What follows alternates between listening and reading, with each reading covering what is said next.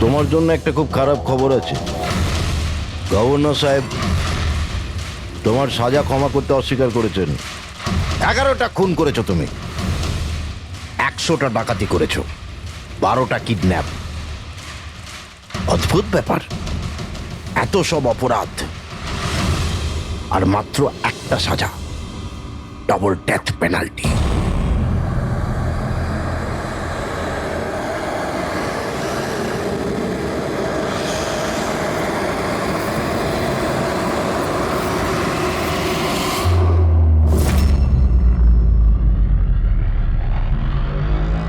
Death পেনাল্টির মানে বোঝো কি তুমি?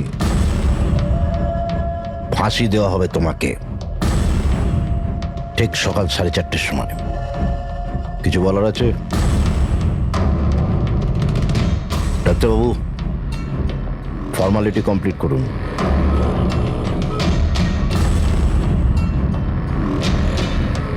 ভয় পাবেন না, এই বাঘকে ভেজা বিড়াল তৈরি করে দিয়েছি আমি। কাজ করুন নিজের।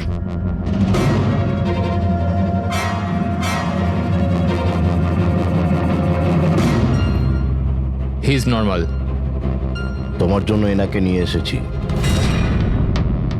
যদি মৃত্যুর সময় ভয় লাগে তাহলে নিঃসংকোচে যা ইচ্ছা জিজ্ঞাসা করতে পারো একে। মৃত্যুকে ভয় পাবেন না, মৃত্যুই তো অন্ত নয়, বরং অল্প বিরাম। 4টে বেজে গেছে, আধ ঘন্টা বাকি আছে, যাওয়া যাক।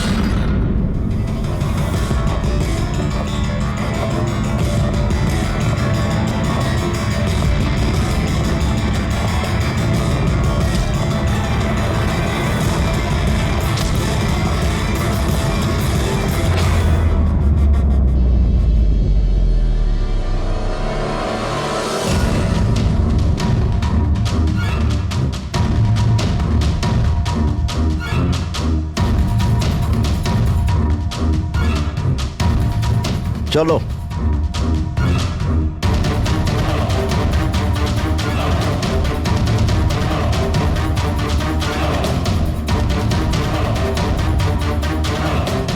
নিজের জীবনের বইয়ের পাতাগুলোকে একটু উল্টাও পাল্টাও, ভাবো কোনো আফসোস আছে তোমার? হয়তো জীবনে তুমি কোনো এমন কিছু কাজ করেছো যেটা তোমার করা উচিত ছিল না। Just think about it.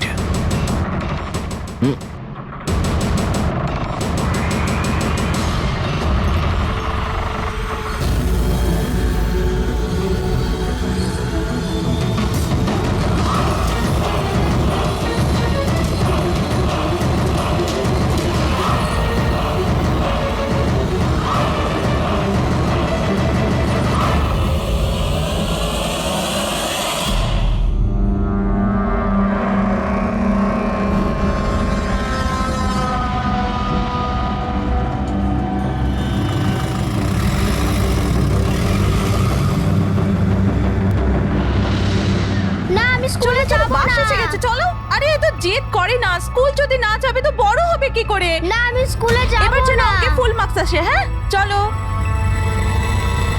দেখো বাচ্চাটা কত বুদ্ধিমান ছিল, স্কুল যেতে চাইছিল না, কিন্তু মা নিজেই ওকে বিপদে ঠেলে দিল। হ্যাঁ,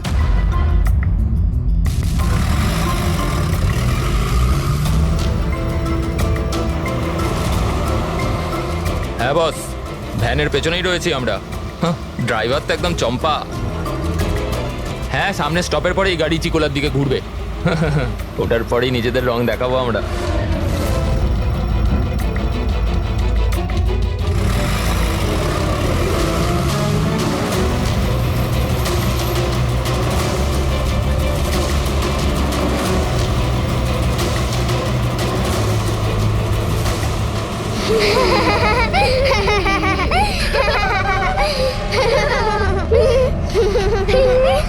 আরে বাচ্চারা, তোমরা বদমাইশি করো না, চুপ করে বসো।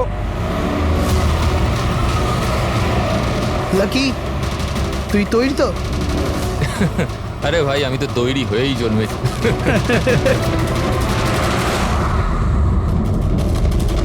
1 2 গো।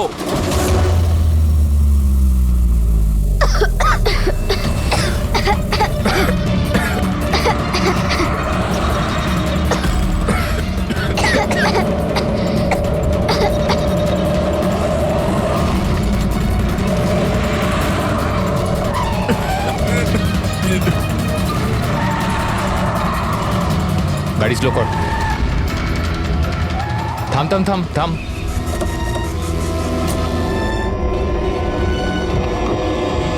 আরে কে? এই, চলো দিকে, আরে কে চল, তোমরা? চুপচাপ চল। এই ধাক্কা দিচ্ছ কেন? হ্যাঁ বস, প্ল্যান নাম্বার 1 ঠিকঠাক হয়ে গেছে, এবার প্ল্যান নাম্বার 2।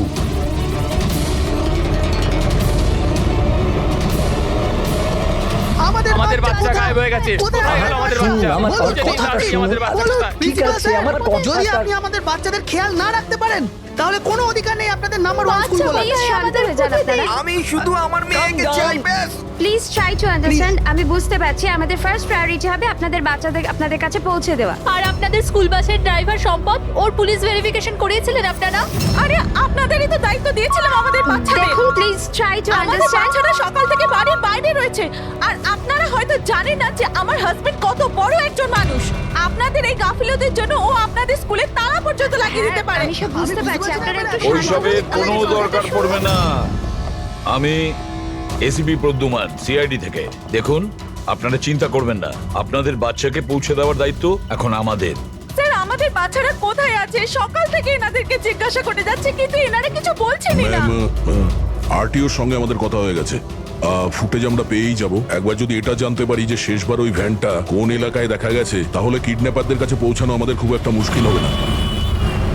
স্কুলের প্রিন্সিপাল বললেন যে লাস্ট বাচ্চাটাকে ভ্যান চিকোলা থেকে পিক আপ করে, তাহলে ভ্যানটা হয়তো সামনেই রয়েছে।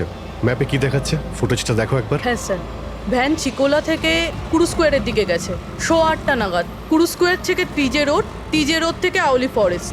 আউলি ফরেস্ট? তুমি ম্যাপে একবার দেখো তো এই জায়গাটা কোন এরিয়াতে পড়ছে। স্যার এটা কোনো প্রাইভেট রোড। Private road? কতটা লম্বা? এই 11-12 কিলোমিটার। 11-12 কিলোমিটারের প্রাইভেট রোড। ওখানে যাওয়ার পরে ভ্যানটা আবার হাইওয়েতে আসেনি তো? শিওর? 100%।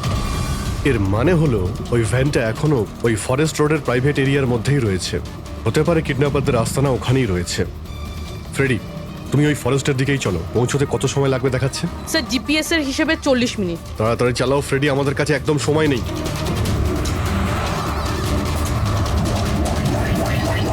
হ্যাঁ অভিজিৎ, ও ওয়ান্ডারফুল। তোমরা তাড়াতাড়ি ওখানে পৌঁছে যাও। ইয়া, স্কুল বাসের খবর পাওয়া গেছে। আমাদের সিআইডি টিম ওখানে প্রায় পৌঁছে গেছে। যেই ওরা পৌঁছে যাবে আপনাদের বাচ্চাদের আপনাদের কাছে নিয়ে আসবে। ওদের কোনো ক্ষতি হতে দেবে না। হ্যাঁ, কিন্তু স্যার অলি তো খুব ঘন জঙ্গল, আমাদের বাচ্চারা ওখানে গেল কি করে? স্যার আমাদের বাচ্চারা কি করে ওখানে পৌঁছলো আর কে নিয়ে গেল ওদের? সকাল থেকে এনাদেরকে সেটাই জিজ্ঞাসা করছি। আমি আপনাদের বললাম না যে সিআইডি টিম ওখানে পৌঁছে যাবে।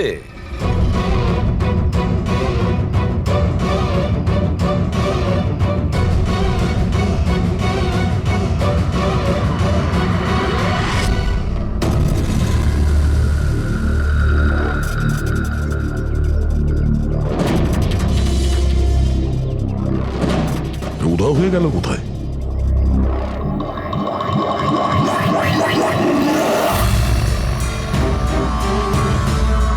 স্যার হ্যাঁ?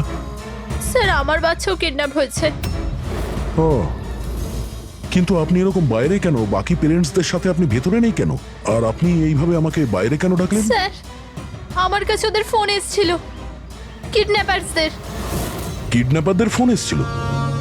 হ্যাঁ স্যার, ওরা আমাকে বলল যে ওদের বাচ্চাদের পরিবর্তে কি চাই। কি চাই ওদের?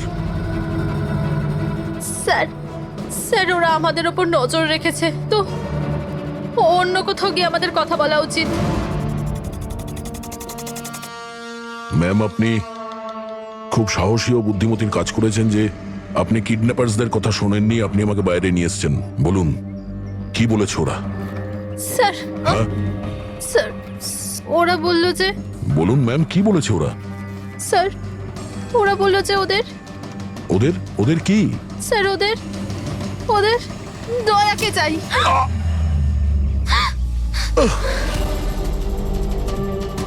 স্যার আমি বাধ্য ছিলাম স্যার। এটা কি করলেন আপনি? স্যার আমার ছেলে কিডন্যাপ।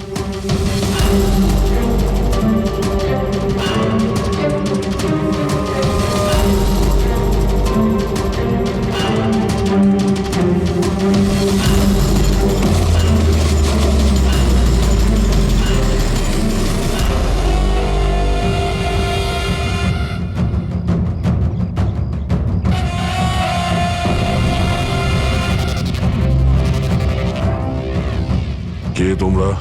তোমার শুভাকাঙ্ক্ষী। এমনিতে তো আমরা খুবই ভদ্র আর শিষ্টাচার লোক, কিন্তু তোমরা সিআইডিরা আমাদেরকে কিডন্যাপার বলে থাকো। ঘুমিয়ে পড়ো, সুইট ড্রিমস।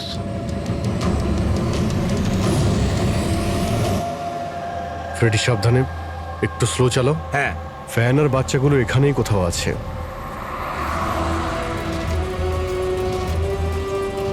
ওই দেখুন সামনেই ভ্যানটা। এই জঙ্গল থেকে বের হয়ে কোথায় যাচ্ছে? এই আমরা আসতেই রাস্তায় চলে এলো কিভাবে? ফ্রেডি ওভারটেক কর, খেয়াল রাখবে ভ্যানে কিন্তু বাচ্চা রয়েছে, ভ্যানটা যেন যেতে না পারে। মাই গড, এ ভ্যানটার কি হলো? এরকম ভাবে কেন চালাচ্ছে?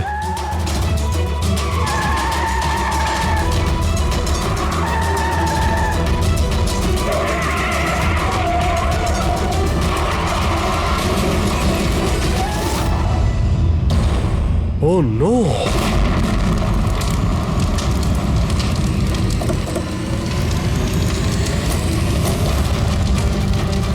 মাই গড, বাচ্চাগুলো ফায়ার এক্সটিংগুইশার্স।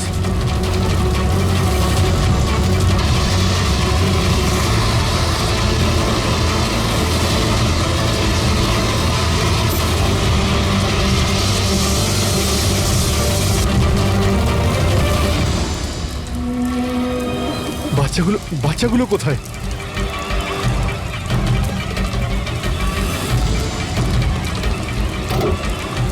স্যার স্যার লাশ আছে।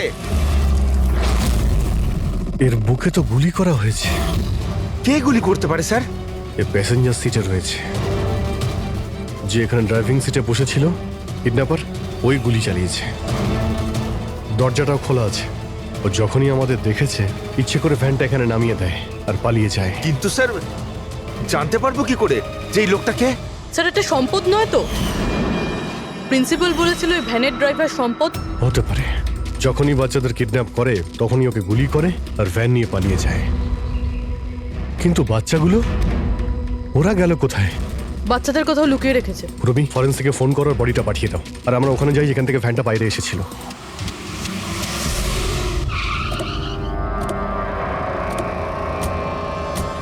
এখান থেকে বেরিয়েছিল না ভ্যানটা?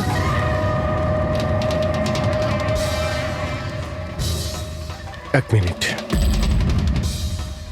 এটা তো বড় টায়ারের মার্কস। ওই দেখো, এটা ভ্যানের টায়ারের মার্কস, আর এটা এখান থেকে বের হয়। এটা কোনো বড় গাড়ি, ট্রাক নয়তো বাস। স্যার মানে যখন ওই ভ্যানের পিছু নিয়েছিলাম তখন হয়তো কিডন্যাপাররা বাচ্চাদেরকে অন্য গাড়িতে শিফট করে দিয়েছিল, অন্য কোথাও নিয়ে গেছে। খুবই চালাক। আমরা এটা জানতাম যে বাচ্চাগুলো ভ্যানের মধ্যে আছে, এখন জানি না কোথায় আছে, বাসে না ট্রাকে। জঙ্গলের নকশা বের করো। এখান থেকে দুটো রাস্তা যাচ্ছে, একটা জিকে রোড শহরের দিকে আর একটা K70 হাইওয়ে এই দিকে শহরের বাইরে। যদি এই রাস্তা দিয়ে ওরা যায় তাহলে চেকপোস্টে সিসিটিভি ক্যামেরাতে ওদের দেখা যাবে। হ্যাঁ স্যার, যেটা করে বাচ্চাদের কিডন্যাপ করে নিয়ে গেছে। বুঝতে পারছি না কিডন্যাপাররা কি চাইছে।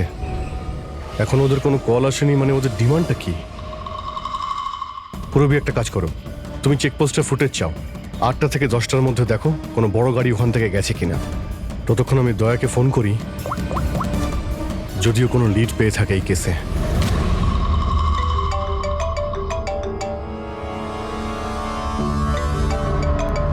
নাও, এসে গেছে সিআইডির লোকেদের ফোন। খুব তাড়াতাড়ি একটা ঝটকা পাবে তোমরা, মজা আসবে।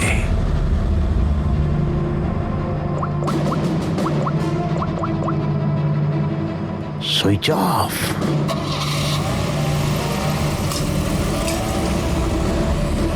এখানকার ভাইস প্রিন্সিপাল ছিলেন না? এখানকার? হ্যাঁ। এক সেকেন্ড। হ্যালো, হ্যাঁ স্যার। পঙ্কজ, দয়া কোথায়? এখনই ও আমার ফোনটা কেটে দিল আর ওর ফোনটা সুইচ অফ বলছে। স্যার দেখছি, এখানে তো দেখতে পাচ্ছি না। ওখানে নেই? আরে এসিপি স্যার তো বললেন যে তোমার সঙ্গেই থাকবে দয়া। না স্যার, আমার সঙ্গে নেই। আমি একটা কাজ করছি, এক্ষুনি দেখছি।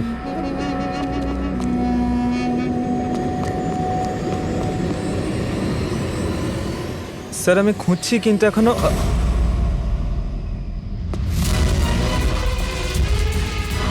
স্যার এখানে দয়া স্যারের ফোন।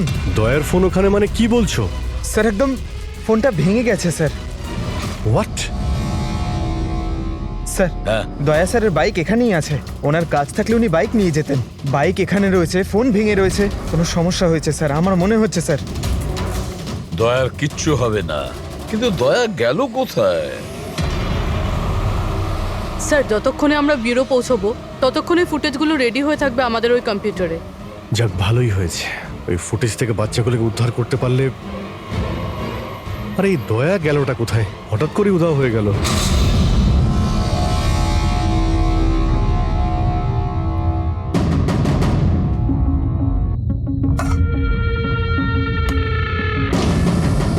কে কে তুমি? আর আমি এখানে কি করছি? সাব্বাস, ভেরি গুড কোশ্চেন দয়া। এখন এই প্রশ্নটাই তুমি একটু হেসে জিজ্ঞাসা করো। ক্যামেরাতে আছো তুমি, শটটা ভালো দেখাতে হবে তো। কি ঠিক বলিনি? যে ক্যামেরা, ভিডিও, কেন? Video call?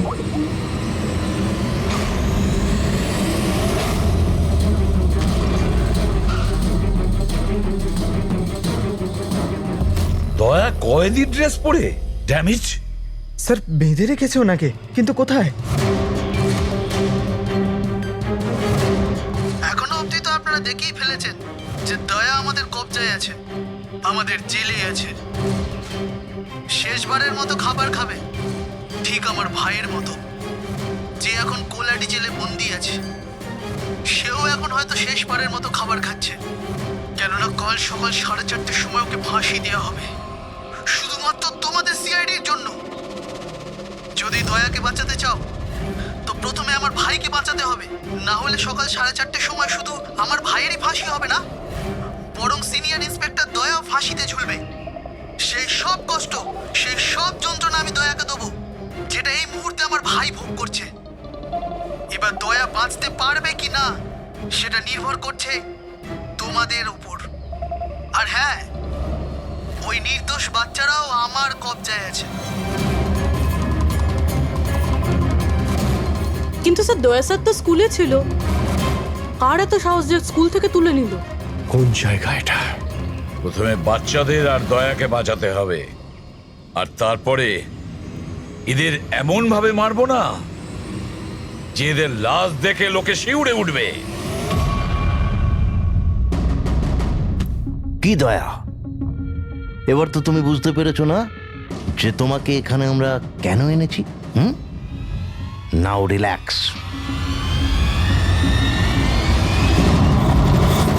সকাল 4:30টার সময় কোলাডি জেলে ফাঁসি? এই ফাঁসি তো দমনের হওয়ার কথা।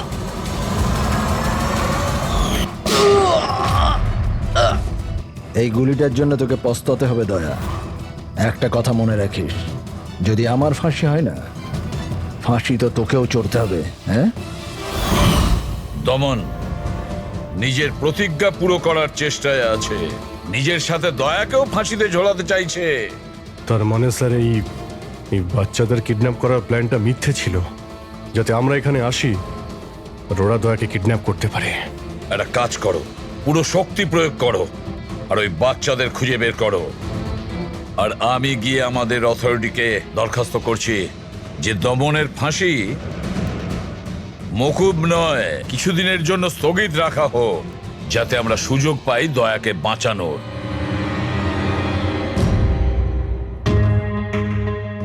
পঙ্কজ, তুমি স্কুলের সিসিটিভি ফুটেজ চেক করো, দেখো শেষবার দয়া কোথায় ছিল, কার সঙ্গে দেখা করেছিল। Okay right sir. ওই চেকপোস্টের ফুটেজ এসে গেছে না? হ্যাঁ হ্যাঁ স্যার। দেখো 8টা থেকে 9টার মধ্যে কতগুলো বড় গাড়ি গিয়েছিল। স্টপ স্টপ, এই ট্রাকটা 8টা বেজে 50 মিনিটে গিয়েছিল। ওকে, তারপরে স্টপ, এই ওয়াটার ট্যাঙ্কার গিয়েছিল 9টার সময়। তারপরে কিছু?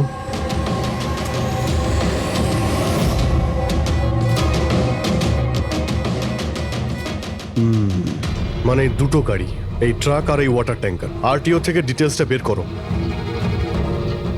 5টা তো বেজে গেছে, এই দমনের ফাঁসি হতে আর 11 ঘন্টা বাকি রয়েছে। স্যার, জানতে পেরে গেছি উনি লাস্ট কার সঙ্গে ছিলেন। মনে পড়ছে কিছু? আমাকে ক্ষমা করে দিন। ওদের ফোনে এসেছিল যে আমি দয়া স্যারকে কিডন্যাপ করাতে ওদের সাহায্য না করে তো ওরা আমার বাচ্চাকে মেরে ফেলবে। একজন মা এরকম ভাবে কি করে মরতে দিত নিজের বাচ্চাকে? এগুলো আপনি আমাদের আগেও বলতে পারতেন। স্যার, ওরা আমাকে একটা ভিডিও দেখিয়েছিল যেখানে আমার ছেলে অজ্ঞান ছিল। আমি খুব ভয় পেয়ে গেছিলাম ওটা দেখে স্যার। আচ্ছা, ওরা আপনার সঙ্গে কন্ট্যাক্ট কিভাবে করেছিল? স্যার, আমার ফোনে একটা ল্যান্ডলাইন নাম্বার থেকে ফোন এসেছিল। নাম্বারটা দিন আপনি আমাদের, চেক করে দেখো তো নাম্বারটা কোথাকার। স্যার, ওরা আমাকে কথা দিয়েছিল যে ওরা যদি দয়া স্যারকে নিয়ে যায় তো ওরা আমার ছেলেকে ছেড়ে দেবে। স্যার, স্যার, যে নাম্বার থেকে ওনাকে ফোন করা হয়েছিল সেটা স্কুলেরই নাম্বার। কি? তার মানে স্যার, অপরাধী স্কুল থেকেই ফোন করছিল। হতে পারে ও এখনো স্কুলেই আছে। সব দিকে নজর রাখো। 7টা বেজে গেছে। আই হোপ এসিপি স্যার ওর সঙ্গে দেখা করেছে। দয়ার যদি কোনো খোঁজ কি পাওয়া হলো যায় তাহলে। স্যার? আমাদের বাচ্চারা কোথায় স্যার? স্যার, বাচ্চাগুলো সকাল থেকে কিছু খায়নি স্যার, কিছু দেখুন বলুন স্যার। দেখুন, আমরা চেষ্টা করছি, যখনই জানতে পারবো। প্লিজ স্যার, প্লিজ স্যার, কিছু একটা তাড়াতাড়ি দেখুন করুন। দেখুন, আমরা চেষ্টা করছি আমরা। আপনারা একদম টেনশন নেবেন না। আমি জানি ওরা ছোট বাচ্চা, জানতে পারলেই আপনাদের জানাবো। Sir, please. ওই গাড়িটার খোঁজ পাওয়া গেছে স্যার। গুড।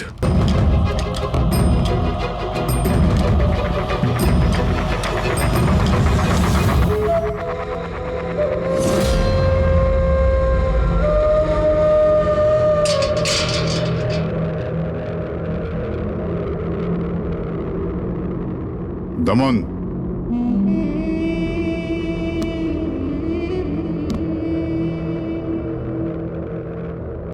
এসিপি প্রদ্যুমান,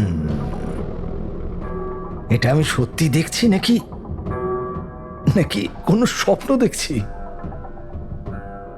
আমার মৃত্যুর তামাশা দেখতে এসছো নাকি এসিপি? অপেক্ষা করতে হবে, এখন অনেক দেরি আছে এসিপি।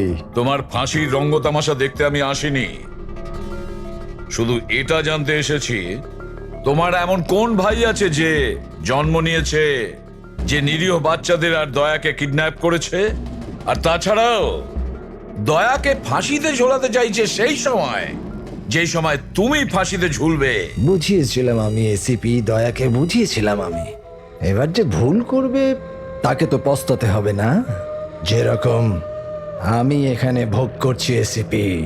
দেখ দমন, তোর শত্রুতা দয়ার সঙ্গে, কিন্তু ওই নিরীহ বাচ্চাগুলো তোর কি করেছে, কি ক্ষতি করেছে তোর? এখন ভাইয়ের মনে হয়েছে এটা করা দরকার তাই করে দিয়েছে। আর যদি শুধু দয়ারই ব্যাপার হতো তাহলে এত অসহায় আর নিরুপায় হয়ে আমার কাছে কেন আসতে?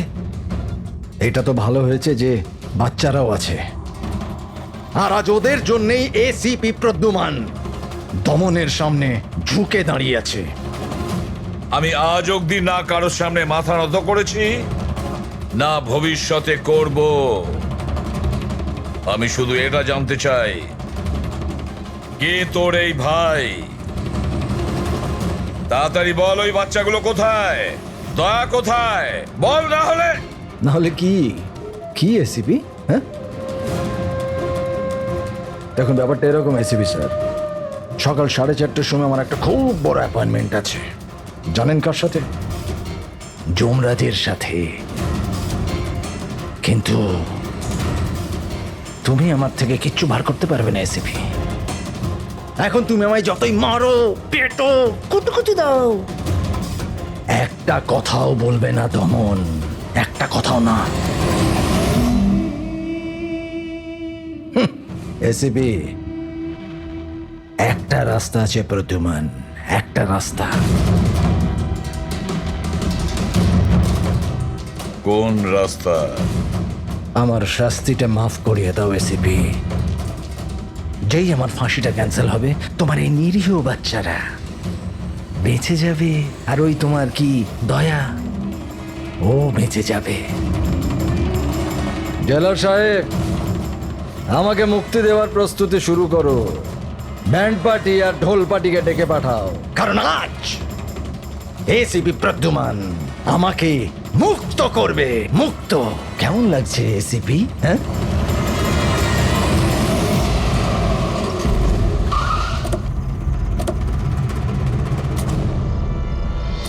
ফ্রেডি, এই ট্রাকটাই তো?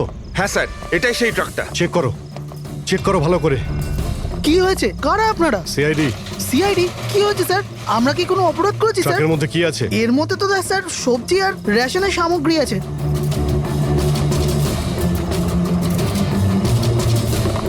স্যার, স্যার সবজি আছে। সবজি? হ্যাঁ। স্যার, এই ট্রাকটাতেও সবজি আছে। এই সবজিগুলো তোমরা কোথায় নিয়ে যাচ্ছিলে? এটা তো ধোলা মান্ডিতে নিয়ে যাচ্ছি আমরা। বড় হ্যাঁ বাজারে? স্যার। নাম্বার দাও ম্যাডামকে। বলো। 98205327। হ্যাঁ। বাচ্চাগুলো কোথায়? কোন বাচ্চা স্যার? বাচ্চাগুলো কোথায়? সেই বাচ্চাগুলো যাদের কিডন্যাপ করেছিস, বুঝেছিস? স্যার, আমি এই ব্যাপারে কিছুই জানি না। বাচ্চাদের ব্যাপারে জানো কিছু? হ্যাঁ, স্যার এ সত্যি বলছে। কালকে সকালের মধ্যে সবজিগুলো পৌঁছতে হবে। ঠিক আছে। তার মানে এখানে কোনো গন্ডগোল নেই। গন্ডগোল ওইখানে আছে যেখানে ট্যাঙ্কার রয়েছে। স্যার। এসিপি প্রদ্যুমান, হ্যাঁ, আই এম সরি বাট আমি তোমার রিকোয়েস্ট অ্যাপ্রুভ করতে পারছি না। দমনের সেই সময় ফাঁসি হবে যেমন কোর্ট অর্ডার দিয়েছে, শাস্তি মুলতবি রাখা যাবে না।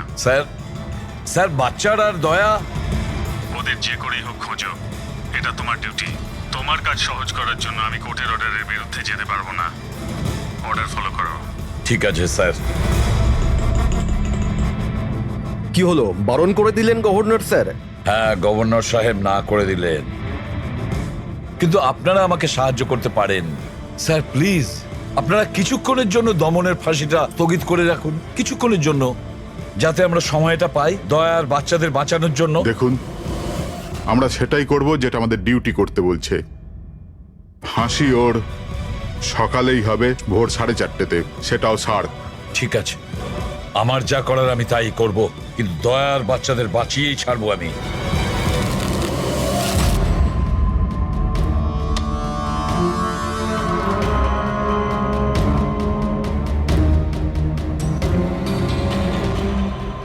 কিরে ভাই, 3টে টেক্কা নিতে তোর কাছে? তাস কেন দেখাবো? বলে দে ভাই, বিল্লা চলে আসবে এক্ষুনি। তারপর দয়াকে ফাঁসি দেওয়ার জন্য আবার তৈরিও তো করতে হবে।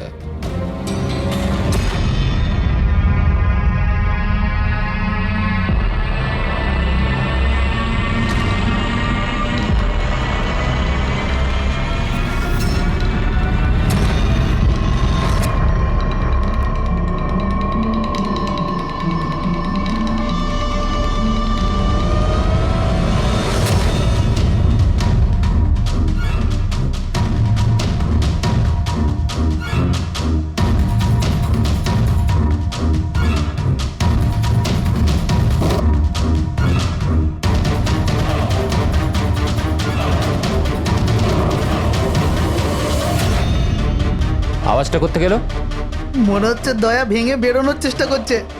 ব্যর্থ চেষ্টা, কিচ্ছু করতে পারবে না ও। আরে ওর ভাগ্য লেখা হয়ে গেছে, ভোর 4:30টার সময় মরবে ও।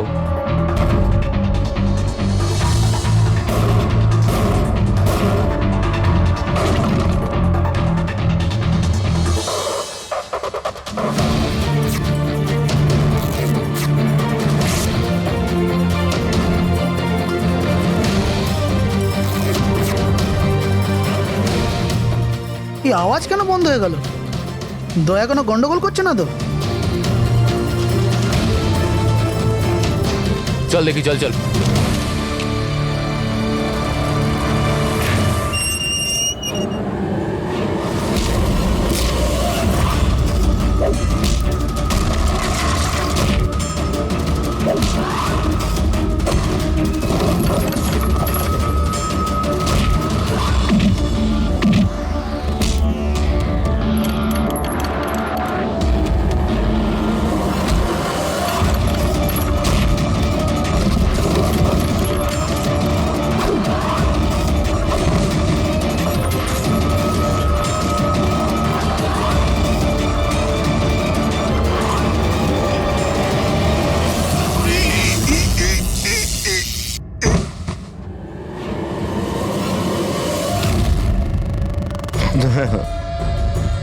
কখনো জ্বলন্ত প্রদীপকে নিভতে দেখেছো দয়া?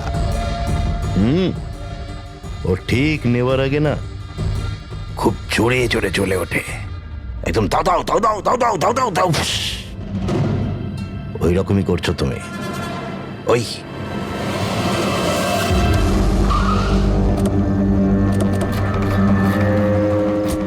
ট্যাঙ্কারটা চেক করো, দেখো বাচ্চাগুলো কোথায় আছে। দেখো কি হলো কি হলো স্যার?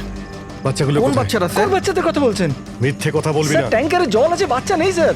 মিথ্যে বলিস না, বাচ্চাগুলো ছিল এখানে। স্যার, স্যার এটাতে কোনো বাচ্চার ওয়াটার বোতল আর স্কুল ব্যাগ আছে। বাচ্চাগুলো কোথায়? মিথ্যে বলবি না, বাচ্চাগুলো কোথায় বল? সত্যি জানি না স্যার। আরে কি করছেন আপনারা? বাচ্চাগুলো কোথায়? আমরা আরে জানি না ওকে কি স্যার। জিজ্ঞেস করছো? আমাকে জিজ্ঞেস করো। বাচ্চারা দয়া কোথায় আমি জানি। এই,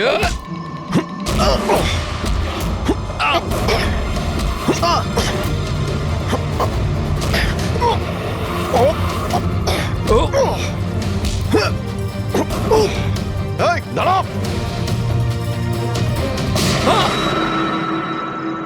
গাড়িতে তোলো একে, এই বলবে দয়া আর বাচ্চাগুলো কোথায় আছে। স্যার, স্যার প্লিজ একটু আস্তে চালান না, আমার ভয় করছে। 4 ঘন্টার রাস্তা 2.5 ঘন্টাতে যেতে হবে। চুপচাপ বসে থাক, গাড়ি জোরেই চলবে। স্যার এসব কি বলছেন আপনি? একজনের ফাঁসি আটকাতে আমাদের আইন ভাঙতে হবে? ঠিক কথাই শুনেছো তুমি পঙ্কজ। আর একটা কথা, যখন আমি আইন ভাঙার কথা বলি তখন তার পেছনে কোনো না কোনো কারণ নিশ্চয়ই আছে। আর তাছাড়া যে কোনো উপায়েই ওই বাচ্চাদের আর দয়াকে বাঁচাতে হবে, আর দমনকে ফাঁসির দড়িতে ঝোলাবো।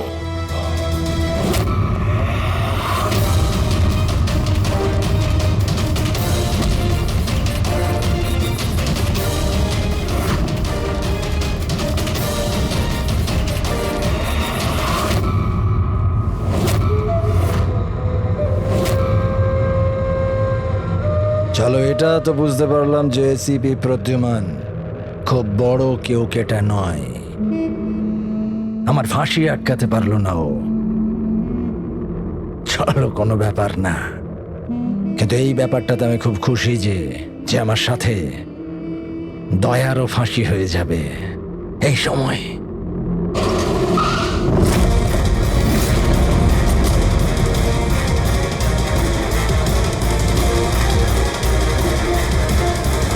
ও নো স্যার, এবার কি করব? দমনকে তো নিয়ে যেতেও পারবো না আমরা এখান থেকে। না, দমনকে বাঁচাতে হবে আমাদের। ওর ফাঁসি আটকে আমাদের একটু সময় নিতে হবে, যাতে অভিজিৎ দয়া আর বাচ্চাদের বাঁচাতে পারে। কিন্তু ফাঁসিটা আটকাবো কি করে? ট্রান্সফরমার।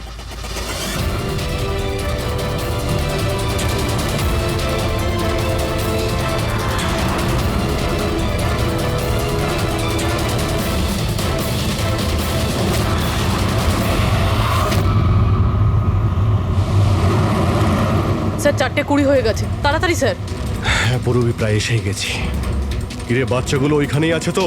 আরে স্যার, বাচ্চাগুলো ওখানেই আছে যেখানে দয়া আছে। দয়া, এমনিতে এখন তো তুমি কিছু দেখতে পাবে না, কিন্তু তোমার জেনারেল নলেজের জন্য আমি একটা কথা তোমায় বলে দিই, যে তোমার জল্লাদ আমি না, অন্য কেউ, অন্য কেউ। দমনের ভাই এসে গেছে।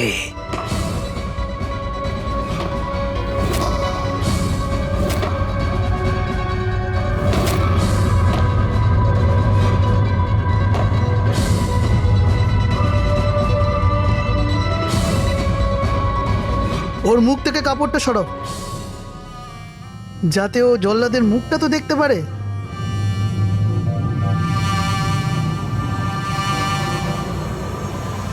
বিক্রম, তুমি?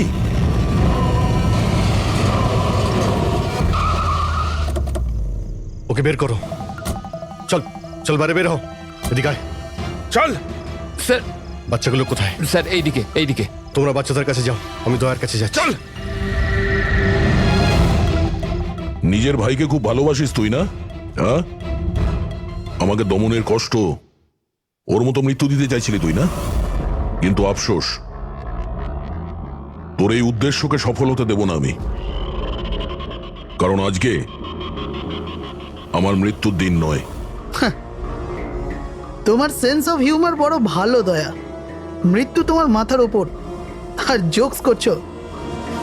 আরে কে তোমাকে এখানে বাঁচাতে আসবে? আসবে না, এসে গেছে সিনিয়র ইন্সপেক্টর অভিজিৎ, তোর বাপ। আজ দয়ার মৃত্যুর দিন নয়। একদম এগোবে না, তাহলে আমি কিন্তু ডিপার্টমেন্টে টেনে দেবো। বন্দুক নিচে রাখো। তুই কেন এত রেগে যাচ্ছিস? আমি জানি যে দমন তো দাদা নয়, তাও তুই এসব কেন ভাইয়ের থেকেও করছিস? বড় কিছু ও আমার। রাস্তা থেকে কুড়িয়ে নেই অনাথকে মানুষ করেছে, ভালো শিক্ষা দিয়েছে। এই অপরাধে দুনিয়া আমাকে আসতে দেয়নি। যদি আমি আমার ভাইকে বাঁচাতে নাও পারি না, তাহলে এই দয়াকে মেরে আমি ওর বদলা নেব। কিন্তু এসবের জন্য বাচ্চাদের কিডন্যাপ কেন করেছিস? তোমাকে ফাঁসানোর জন্য। আমি বাচ্চাদের জলের বোতলে গ্যাস ভরে দিয়েছিলাম যাতে ওরা অজ্ঞান হয়ে যায়, আর তারপর আমি মায়াকে পাঠালাম তোমাকে বাইরে আনার জন্য। সব কিছু আমার হিসেবেই চলছিল।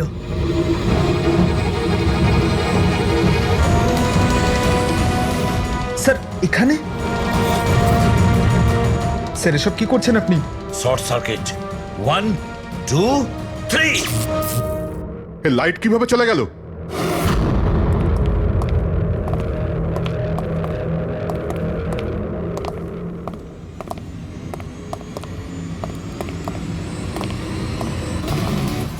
এসিপি প্রদ্যুমান, তো এসব আপনি করেছেন? হ্যাঁ জেলার সাহেব। গুলুন্ডি জেলের কারেন্ট অফ হয়ে গেছে, আর তাই দমনের ফাঁসি এখনো হয়নি। তোর শত্রুতা আমার সঙ্গে না, তাহলে আমাকে মেরে দে।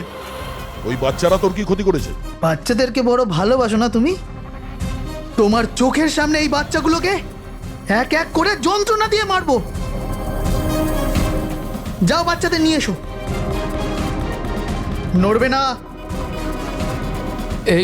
এইদিকে এদিকে, ফার্স্ট রুম।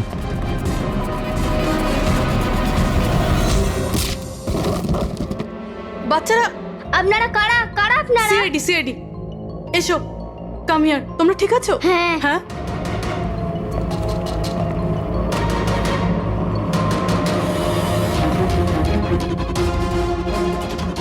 বাচ্চারা কোথায় চলে গেল? ভেতরে যাও, চেক করো।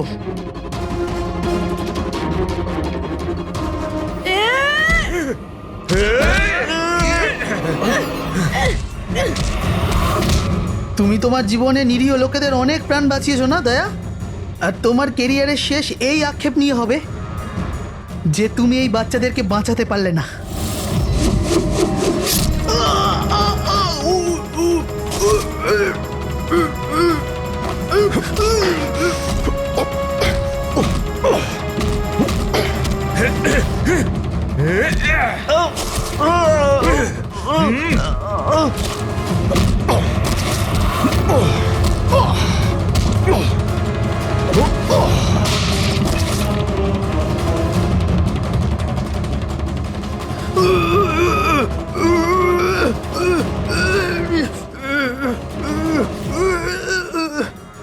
না বলে কোথায় চলে গিয়েছিলে? আমরা খুব টেনশনে ছিলাম। প্রত্যেকবার এরকমই করো। তোমরা আছো না, আমার কিচ্ছু হতে পারে না। ফ্রেডি, বাচ্চাগুলো? হ্যাঁ স্যার, সব কটা বাচ্চাই ঠিকঠাক আছে। ওঠ, কি বলেছিলাম তোকে? আজ না আমি মরবো, না বাচ্চাদের কিছু হবে।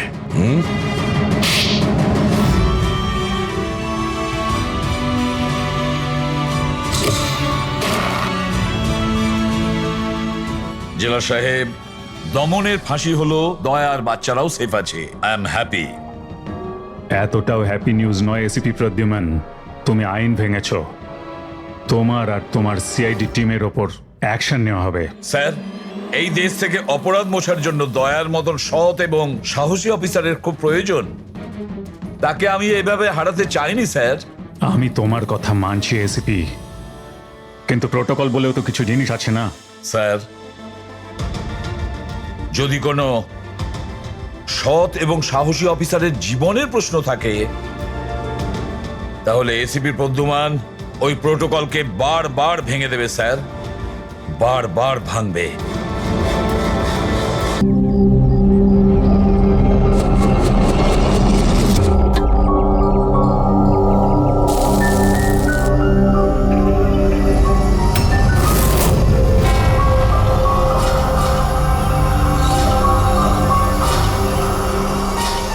কি হলো? বুঝলি সিদ্ধার্থ, এটা ভেবে অবাক লাগছে যে এতক্ষণ সময় হয়ে গেল আর কেউ আমাদের ওই ব্যাপারে কিচ্ছু জিজ্ঞেস করলো না।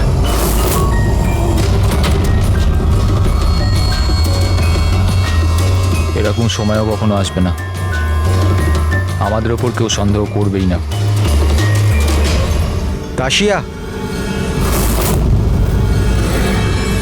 খাবার কি তৈরি হবে না আজ?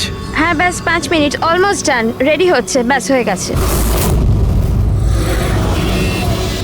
বিক্রম, কেমন? আমি সিদ্ধার্থকে অনেকবার জিজ্ঞাসা করলাম যে তুমি হঠাৎ রে আর বিক্রমের সাথে 2 সপ্তাহের জন্য ছুটিতে কেন গিয়েছিলে, কিন্তু ও বলেছিল যে বিজনেসের ব্যাপার। আমার বিশ্বাস হচ্ছে না একটু। তা আশা, তুই বিক্রমকে জিজ্ঞাসা করেছিস? হ্যাঁ, জিজ্ঞাসা করেছিলাম, তার এই উত্তর দিল। ও তোকে আবার মেরেছে? তাশা, তোর এটা মনে হচ্ছে না যে বিক্রম মরে গেলে ভালো হয়?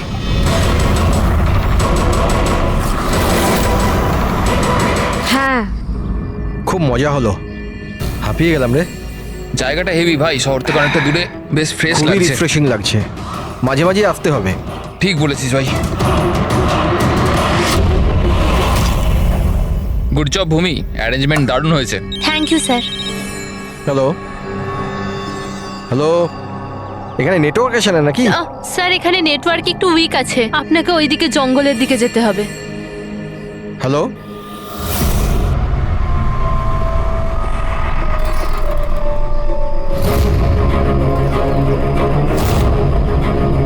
হ্যালো, তোর নেটওয়ার্ক কেন আসছে না? হ্যালো,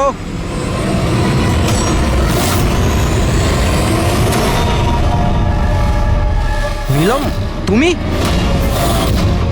নীলম, নীলম, নীলম,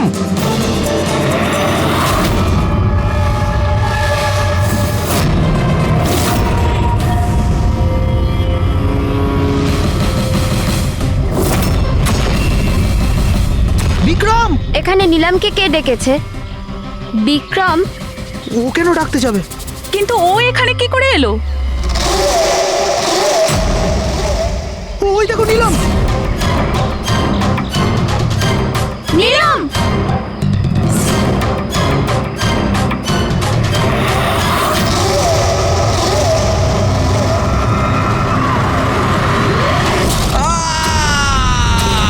বিক্রমের চিৎকার এটা।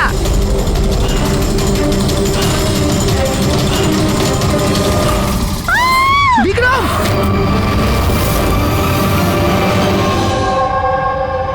তোমরা সবাই বলতে চাইছো যে বিক্রমকে এখানে নীলম ইচ্ছে করে ডেকেছিল যাতে ওকে সহজেই মারতে পারে, তাই তো? আচ্ছা, আপনারা কি নীলমকে দেখেছিলেন নাকি বিক্রমের মুখ থেকে শুধু শুনেছিলেন? স্যার, আমরা প্রত্যেকে নীলমকে দেখেছি। আর ও হালকা নীল রঙের লম্বা ড্রেস পরেছিল। আচ্ছা, এই নীলম কে? আর ও এখানে কি করে এলো? আচ্ছা, ও কি জানতো যে আপনারা এখানে ছুটি কাটাতে আসছেন? স্যার, নীলম আমাদের প্রত্যেকেরই কমন ফ্রেন্ড। আর 2 মাস ধরে তো নীলমের সাথে আমাদের কোনো যোগাযোগই ছিল না। আচ্ছা, আর তার আগে? স্যার ওই 2 মাস আগে ওই আমাদের আর নীলমের মাঝে কিছু প্রবলেম হয়েছিল। ওর পরে নীলমের সাথে আর কোনো যোগাযোগ নেই স্যার। হ্যাঁ স্যার, আজ বিক্রমের মুখে নীলমের নাম শুনে আমরা সব অবাক হয়ে গেছিলাম। আপনি তো এখানকার কেয়ারটেকার, আপনি তো খুব ভালোভাবে জানবেন যে এখানে কে এসেছিল আর কি কারণে এসেছিল। একদম ফাঁকা জায়গা স্যার, যে কেউ যেতে আসতে পারে। ভূমি, তুমি বিক্রমকে জঙ্গলে পাঠিয়েছিল তো ফোনে কথা বলার জন্য? স্যার কারণ ওখানে নেটওয়ার্ক খুব উইক থাকে, তার জন্য। চাইলে আপনারা নিজেরা চেক করে দেখতে পারেন। ঠিক আছে, বিক্রমকে ফোন কলটা কে করেছিল সেটা যদি একবার জানতে পারি তাহলে ঠিক জানতে পারবো যে এখানে কি হয়েছিল আর করেছিল কে।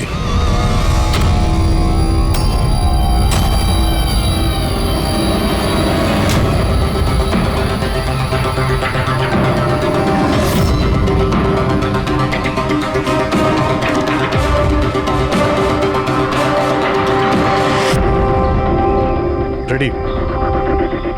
এর উপরে ওঠো। এই নাও। কে? আমি? আরে পা দাও, ওইতে পা। চলো। আরে স্যার, কিচ্ছু হবে না। হ্যাঁ, সাবধানে। তাড়াতাড়ি করো। আরে স্যার, ধরে নাও এটা। স্যার সাবধানে, নয়তো আমি পড়ে যাবো কিন্তু।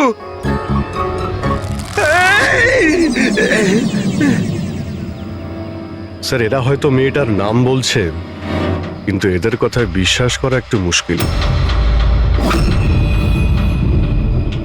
বিক্রমের ওজন প্রায় 70 থেকে 80 কিলো হবে। একটা মেয়ে ওকে কুড়ুল দিয়ে মারার পরে ওর লাশটাকে ফাঁসিতে ঝুলিয়ে দেয়। অদ্ভুত মনে হচ্ছে না স্যার? নীলম? এই নীলমটা আবার কে? কি উদ্দেশ্য থাকতে পারে তার? স্যার, বিক্রমের কাছে একটা আননোন নাম্বার থেকে ফোন এসেছিল। সে নাম্বারটা ট্রেস তো হচ্ছে না, বোধহয় সিম কার্ডটা ডিস্ট্রয় করে ফেলেছে।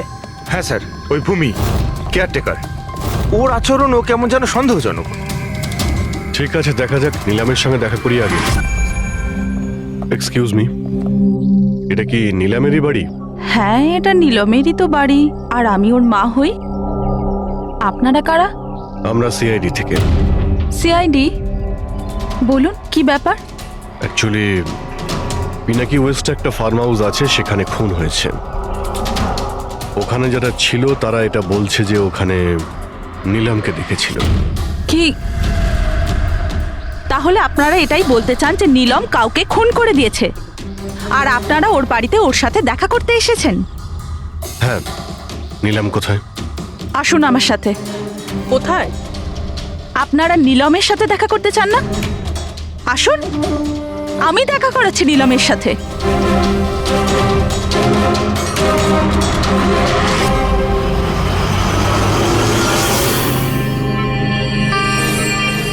এই যে আমার নীলম, দেখছেন আপনার এর অবস্থা? মেশিনের দ্বারা জীবিত আছে, শুধুমাত্র চোখ ছাড়া এর শরীরের কোনো অংশের কোনো প্রতিক্রিয়া নেই। আর আপনারা বলতে চাইছেন যে যে এই মেয়েটি কারোর খুন করে দিয়েছে?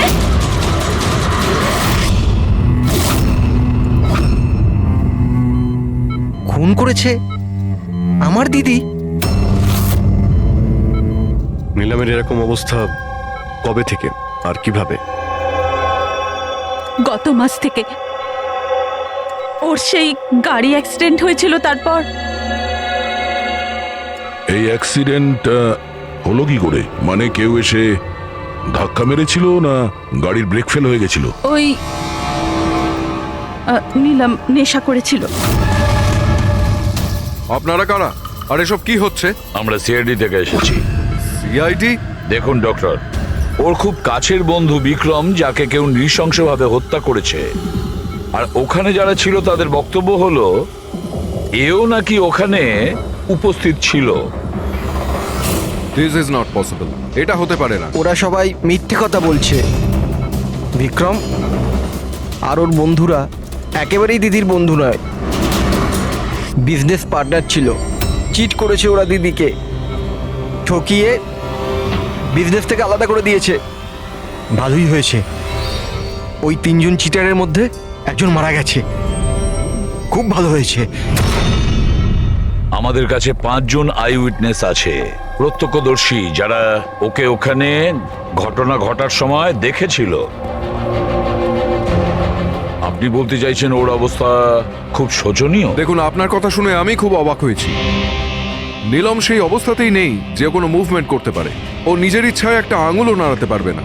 হ্যাঁ, এটা ঠিক যে ও আমাদের দেখতে পারে, আমাদের শুনতে পারে, আমাদের বুঝতে পারে, কিন্তু এর থেকে বেশি কিছু নয়। ও যে কিছুটা করতে পারছে সেটা আমাদের দেওয়া স্টিমুলেশনের জন্য। মানে আমরা কন্টিনিউয়াসলি ওর ব্রেন ম্যাপিং করছি, ওর মস্তিষ্কের অবস্থার প্রোগ্রেস দেখার জন্য। এটা জানার জন্য যে নীলমের শোনার, দেখার, শোয়ার আর স্পর্শ অনুভব করার কতটা ক্ষমতা আছে, যাতে ওর রিকভারি তাড়াতাড়ি হতে পারে। কিন্তু নীলম শুধু মিউজিক আর ফ্রেগ্রেন্স, তার মানে সুগন্ধতে রিয়্যাক্ট করছে, কারণ ওর মস্তিষ্ক এইসব জিনিসে রেসপন্ড করে। নীলম এই মুহূর্তে একটা প্রাণহীন ফার্নিচারের মতো। ও এখান থেকে নড়তেই পারবে না, কারণ মার্ডার কি করে করবে? বিক্রম নীলামকে দেখেছিল আর ওর পিছু নিয়েছিল। রে, সিদ্ধার্থ আর তাশিয়া, মনিকাও দেখেছিল। এতজন দেখেছে, সবার ভুল হতে পারে, এটা কি করে সম্ভব? কিন্তু নীলমের এই অবস্থা তো আমরা দেখছি স্যার। দেখুন ডক্টর, আপনাদের হসপিটালের গেট থেকে শুরু করে এই পুরো হসপিটালের সিসিটিভি ফুটেজ আমি দেখতে চাই। সরি স্যার, গত সপ্তাহে সিসিটিভি ক্যামেরা খারাপ হয়ে গেছে, কোনো ফুটেজ তো নেই আমাদের কাছে। এখন ডক্টর, একটা কথা মনে রাখবেন যে যদি এটা প্রমাণ হয় যে নীলামি ক্রাইম সিনে ছিল, তাহলে আপনার লাইসেন্স ক্যান্সেল হতে পারে।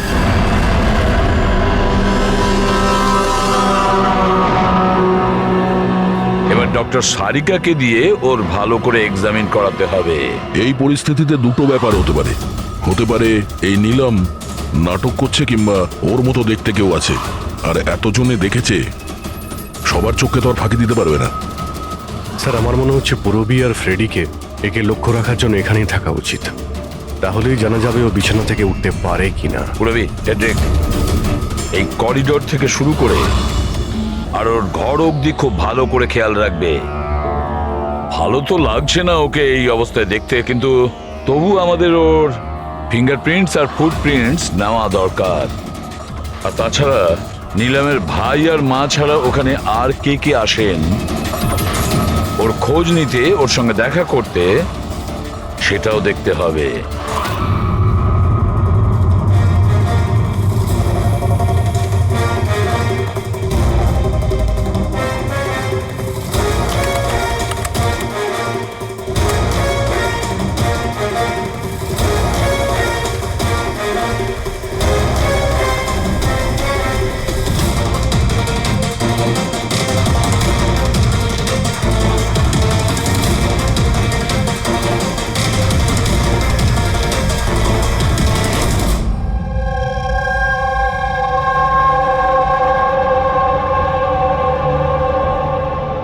আপনারা সবাই তো নীলামের প্রতিবেশী, তাহলে আপনারা তো অবশ্যই জানবেন যে নীলামের কি কোনো যমজ বোন আছে? না স্যার। আচ্ছা, কোনো কাজিন বা ফ্রেন্ড যাকে নীলামের মতোই দেখতে? স্যার, নীলমকে আমরা ছোট থেকে দেখছি, অনেক বছর ধরে চিনি ওদের পরিবারকে। নীলমের কোনো বোন নেই, শুধু একটা ভাই আছে। আচ্ছা আচ্ছা রাজু, তুমি তো অনেক বছর ধরে এখানে কাজ করছো, তুমি নিশ্চয়ই জানবে। স্যার, নীলম দিদির আত্মীয়দের দেখেছি আমি, ওনার বন্ধুদেরকে আমি চিনি, কিন্তু স্যার এমন কেউ নেই যাকে নীলম দিদির মতো দেখতে। নীলম, ওর জ্ঞান নেই, ও কোমাতে আছে, আর ও তো কিছুই করতে পারবে না। আর রইলো বাকি সবাই যারা ওই সময় পিকনিকে প্রেজেন্ট ছিল। বিক্রমকে খুন ওদেরই মধ্যে কেউ করেছে। তবে স্যার, এই তাশিয়া বিক্রমের স্ত্রী, ওর মুখ দেখে মনে হচ্ছে না যে ওর স্বামী মারা যাওয়াতে ওর কোনো আফসোস রয়েছে। কিংবা স্যার নীলমের মা বিদ্যা আর ওর ভাই ঋষভ। স্যার, বিক্রম আর ওর বন্ধুরা নীলমকে বিজনেস থেকে সরিয়ে দিয়েছিল। হতে পারে বদলা নেওয়ার জন্য দুজনে মিলে বিক্রমকে প্রাণে মেরে দিয়েছে। স্যার, সন্দেহর তালিকায় তো এও রয়েছে, এই বিক্রমকে জঙ্গলের দিকে পাঠিয়েছিল স্যার। পঙ্কজ, এই 4 জনের ওপর কড়া নজর রাখো। দেখো গত 48 ঘন্টায় কি করছিল, কোথায় কোথায় গিয়েছিল। স্যার, স্যার আমার একটা ব্যাপার একদম ভালো লাগেনি। কি ভালো লাগছে না ভাই? স্যার, আমি নিজে ওই মেয়েটাকে এক্সামিন করে আসছি, বেচারি নিজের হাতটাও নাড়াতে পারে না, আর আমরা ওর ফুটপ্রিন্টস আর ফিঙ্গারপ্রিন্টস খুনির সাথে ম্যাচ করাচ্ছি। দিস ইজ সারিকা, একটা কথা তুমি খুব ভালো করে মনে রাখবে। তুমি এতদিন ধরে সিআইডিতে কাজ করছো। সিআইডির কাজে কোনো ইমোশনের জায়গা নেই। এখানে সবাইকে সন্দেহ করতে হয়। মনে রেখো, ওই মেয়েটাকে 5 জন লোক ওখানে দেখেছে, বুঝলে? ইমোশনের কি আছে? এক কাজ করো, এই সব ফিঙ্গারপ্রিন্টস যেগুলো পূরবী আমাদের এনে দিয়েছে, আর ওই দড়ি থেকে কুড়ুল থেকে যে ফিঙ্গারপ্রিন্টস আমরা পেয়েছি, ওগুলো আমি সেভ করেছি। একটু ম্যাচ করে দেখো যদি কিছু পাওয়া যায়।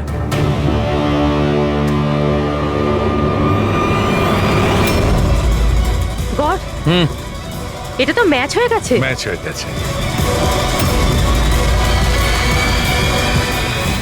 হসপিটালের যে ভিজিটার্স বুক আছে সেই হিসাবে কোনো একজন ডক্টর রজত আছে যে গত 2 সপ্তাহ ধরে এই নিলামের সঙ্গে দেখা করতে আসছে। ডক্টর রজত? আচ্ছা, উনি কি সেই যিনি অ্যাস্ট্রোফিজিক্স আর প্যারানর্মাল সায়েন্স নিয়ে কাজ করছেন? হ্যাঁ শালুকে, বলো। কি নিলাম ক্রাইম সিনে গিয়েছিল? নিলাম হাঁটতে পারে? ডক্টর রজত, নিলাম তো চলাফেরা করতে পারে, কারণ ক্রাইম সিনে আমরা যে ফুটপ্রিন্ট আর ফিঙ্গারপ্রিন্ট পেয়েছি সেটা তো ওর সঙ্গে ম্যাচ করে গেছে। তাহলে এই পুরো বিষয়ে আপনার কি রোল? দেখুন, আমি আপনাদের কথা অস্বীকার করছি না। হসপিটালের বেড থেকে নিলাম উঠতে পারে। হ্যাঁ, ওর ফিঙ্গারপ্রিন্টস আর ফুটপ্রিন্টস অ্যাস্ট্রাল পজিশনের সাথে মিলবে কি মিলবে না, that I am not sure. Excuse me, কি বললেন আপনি? Astral, what is that mean? এক minute, astral projection? Are you joking? আমার সঙ্গে মজা করছেন না তো? নীলমের ভাই ঋষভকে আমি বলেছিলাম একটা বিশেষ মিউজিক চালানোর জন্য আর নীলমের পাশে ফুল রাখার জন্য। এই কাজটা ওর মস্তিষ্কে প্রভাব ফেলবে, ওটা তাড়াতাড়ি কাজ করতে থাকবে আর নীলম তাড়াতাড়ি সুস্থ হয়ে যাবে। এখন বুঝতে পারছি যে নীলমের মস্তিষ্ক খুব বেশি পাওয়ারফুল হয়ে গেছে, এতটা যে ও নিজেকে অন্য কোথাও প্রজেক্ট করতে পারে। ও নীলম নয়, ওর অ্যাস্ট্রাল প্রজেকশন। এক মিনিট, আপনি বলছেন যে ওর প্রজেকশন অন্য জায়গায় করতে পারবে? এটা কিভাবে সম্ভব? দেখুন, অ্যাস্ট্রাল প্রজেকশনকে যদি খুব সাধারণভাবে আপনাকে বোঝাই তাহলে সেটা এইভাবে। দেখুন, যেমন মরার পরে মানুষের আত্মা তার শরীর থেকে আলাদা হয়ে যায়, ঠিক একই রকম জীবিত মানুষের চেতনাকেও ফিজিক্যালি বাইরে বের করা সম্ভব। আর যেমন আমি বুঝি যে নীলমের কেসেও এরকমই কিছু হয়েছে। দেখুন ডক্টর রজত, সায়েন্সে এমন কোনো প্রমাণ নেই যাতে এই কথাটা কনফার্ম হতে পারে যে শরীর থেকে আত্মাটাকে বাইরে বার করা যায়। আর আপনার থিওরি অনুযায়ী একটা 40-45 কিলো ওজনের একটা মেয়ে যে কোমায় রয়েছে, সে একজন 85 কিলো ওজনের একটা লোককে দড়িতে ঝুলিয়ে দিয়েছে। তার মানে আপনারা আমার কথা বিশ্বাস করছেন? তাহলে আপনারাই বলুন, এক হাত পায়ে অক্ষম মেয়ে যে হাসপাতালের বেডে পড়ে আছে, সে একই সময় দুটো আলাদা আলাদা জায়গায় কিভাবে থাকতে পারে? থ্যাংক ইউ ভেরি মাচ, সেটা আমরা খোঁজ নিয়ে নিচ্ছি।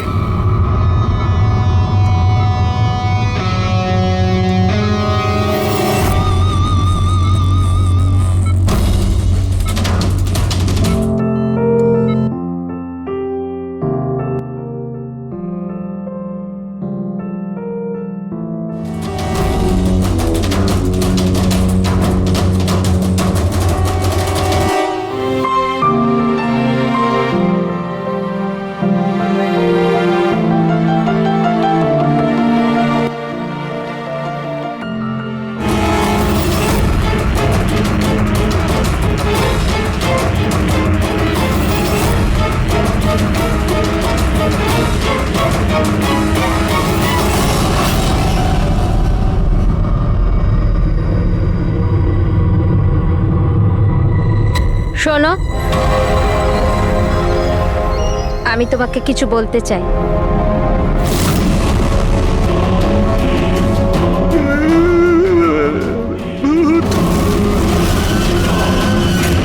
আরে, এই মাত্র তো ছিল।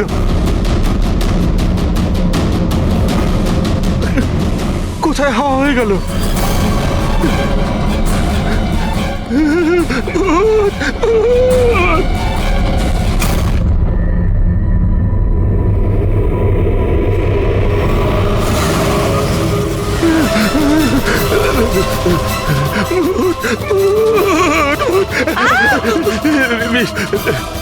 ওখানে ভূত। কোথায়? পুরবি, আমি ওকে নিজের চোখে দেখেছি, ওখানে দাঁড়িয়ে ছিল। হঠাৎ করে উধাও হয়ে গেল। কিন্তু নীলাম তো এখানেই ছিল, এখান থেকে ওঠেও নি। এই নীলাম একই সময় দু জায়গাতে?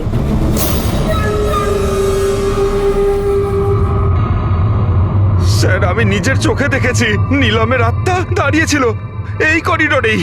স্যার, ওর রুমেই ছিল। ঋষভ মিউজিক অন করে ফুল রেখে শুতে চলে গেছিল। এরকম প্রথমবার হয়নি স্যার, আমি দেখেছি।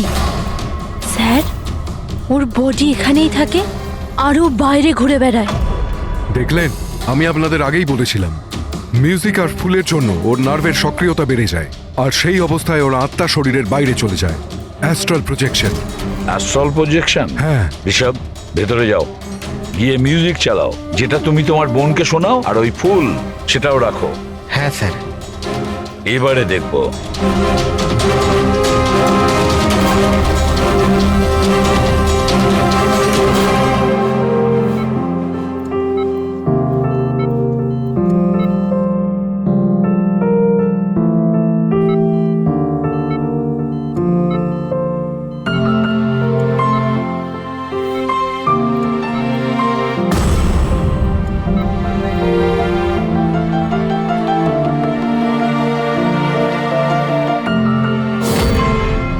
দেখুন, শরীরে সক্রিয়তা বাড়ছে। আমি আপনাকে বলেছিলাম না আমি ভুল বলিনি? ঠিক আছে ডক্টর, ওর আঙ্গুলটা নড়াচড়া করছে, কিন্তু ওর অ্যাস্ট্রাল প্রজেকশন কোথায়? শুধু তো আঙ্গুলের রিয়াকশন দেখছি। তাহলে কি পুরো হসপিটালেই ওর আঙ্গুলের ছাপ খুঁজে বেড়াবো? যদি ওর আত্মা ওর শরীর থেকে বেরিয়ে অন্য কোথাও যায়, তাহলে ওর ফুটপ্রিন্ট আর ফিঙ্গারপ্রিন্টও সাথে নিয়ে যায়, তাই না? দেখুন, আপনাকে বুঝতে হবে, নীলমের আত্মা আপনার অর্ডারে তার শরীর ছেড়ে বাইরে আসবে না। এটা নিজে থেকেই স্বেচ্ছায় আসবে। ও প্লিজ ডক্টর, আপনার এই সায়েন্সের কথাবার্তা আমাদের মাথাতেই ঢুকছে না। এই কেসটা আমরা সলভ করব, বুঝেছেন? আপনারা আমার কথাকে বিশ্বাস করুন। এক্সকিউজ মি, আসুন। দেখুন দেখুন নীলমকে। ওর অবস্থা দেখে আপনাদের মনে হচ্ছে যে হসপিটাল থেকে বাইরে বেরিয়ে ও কাউকে মার্ডার করতে পারে? হ্যাঁ স্যার, আমরা প্রত্যেকে ওকে দেখেছিলাম। ওটা নীলমই ছিল, আর আমাদের কোনো ভুল হয়নি স্যার। 1 মাস হয়েছে তোর অ্যাক্সিডেন্টের। এটা হতেই পারে যে অভিনয় করছে, হাঁটাচলা করতে পারে। সিদ্ধার্থ, ও সত্যি বেড থেকে নড়াচড়া করার অবস্থায় নেই। তাহলে ওটা কে ছিল যাকে আমরা ওখানে দেখেছিলাম? ওই দেখো নীলম। স্যার, আমি বলেছিলাম না নীলমের আত্মা ওর শরীর থেকে। Thank you very much. আপনি আমার ওদিকে গিয়ে বসুন। আপনারাও প্লিজ ওদিকটা গিয়ে বসুন, প্লিজ ওদিকটা গিয়ে বসুন। স্যার, এর আঙুল আর পায়ের ছাপ ম্যাচ কিভাবে হতে পারে? হতে পারে যদি কেউ নীলমের ফিঙ্গারপ্রিন্টস আর পায়ের ছাপ ক্রাইম সিনে ছেড়ে আসে তবে। কি হলো স্যার? একটা কথা আমার মাথায় ঘুরছে। বিক্রমের মৃত্যুর পরে তোমাদের মনে আছে বিক্রমের বন্ধুরা কি বলেছিল? স্যার, নীলম আমাদের প্রত্যেকেরই কমন ফ্রেন্ড, আর 2 মাস ধরে তো নীলমের সাথে আমাদের কোনো যোগাযোগই ছিল না। সিদ্ধার্থ কি করে জানলো যে নীলমের অ্যাক্সিডেন্ট 1 মাস আগে হয়েছিল? 1 মাস হয়েছে তোর অ্যাক্সিডেন্টের। হাঁটাচলা করতে পারে, এটা হতেই পারে যে অভিনয় করছে। সিদ্ধার্থ, রে, দাসিয়া, মনিকা আর ভূমি, এদের সবাইকে বিউরোতে নিয়ে এসো। সিদ্ধার্থ,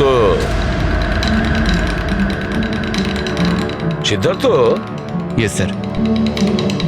নীলমের সঙ্গে শেষ কবে দেখা হয়েছিল? স্যার, আমি তো বলেইছিলাম প্রায় 2 মাস আগে। আসলে হয়েছে কি, একটু ভুলে যাই, বয়স হচ্ছে তো। 2 মাসের মধ্যে যখন দেখা হয়নি, তাহলে নিলামের অ্যাক্সিডেন্টের ব্যাপারে তুমি কিভাবে জানলে? স্যার ঠিকঠাক তো মনে নেই, কিন্তু কথায় কথায় বিক্রমই বলেছিল আমাকে। তোমরা বিজনেস পার্টনার ছিলে, তাই ও মারা যাওয়াতে সব থেকে বেশি লাভ তো তোমাদেরই হয়েছে। স্যার বিজনেস পার্টনার ছিলাম, খুনি নয়।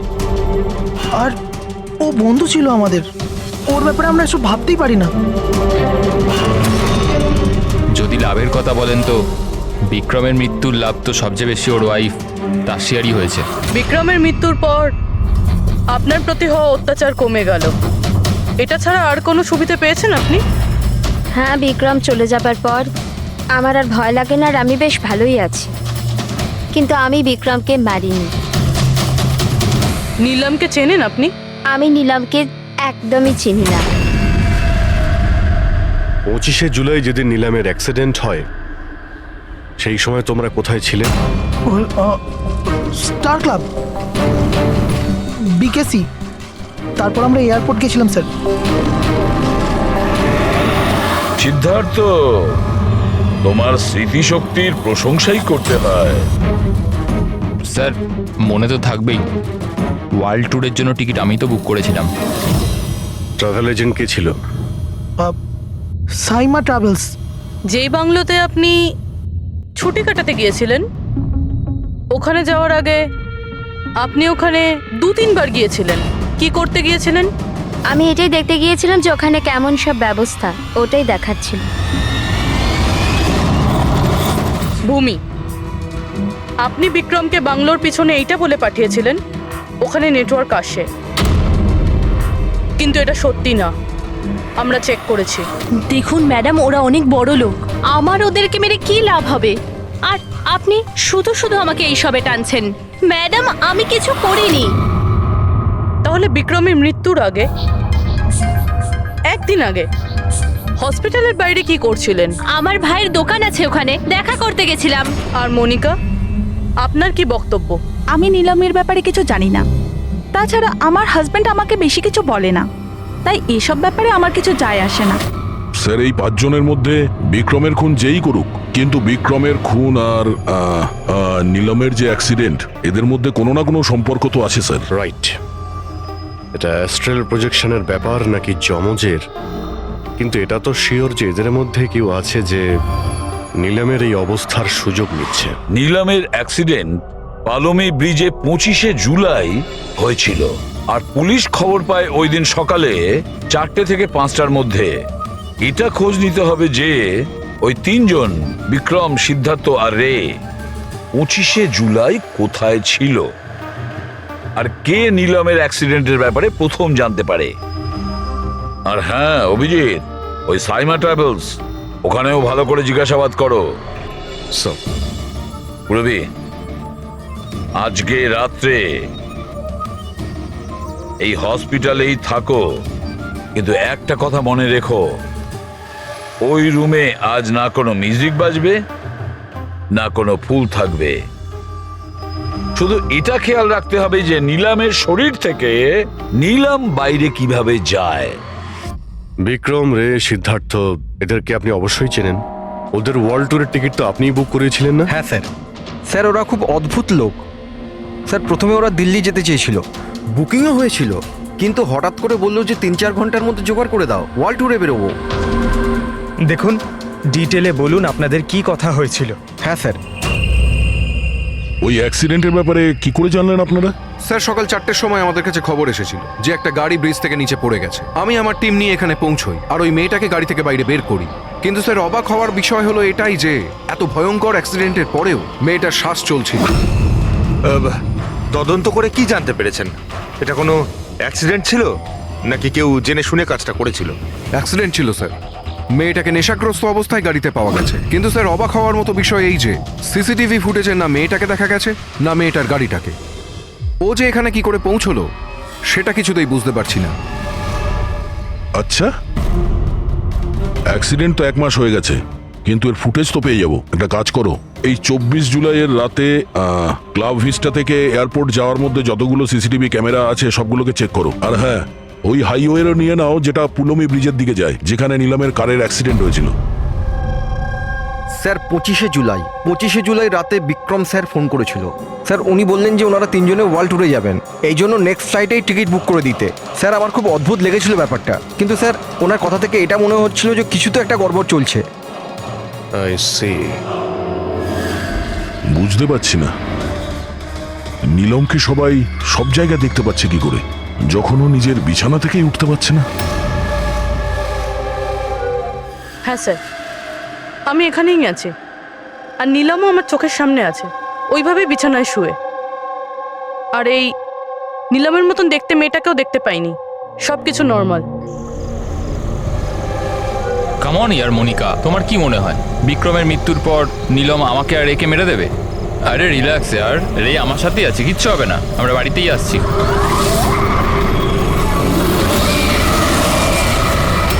নীলম, নীলম, সিদ্ধার্থ সামনে নীলম দাঁড়িয়ে আছে।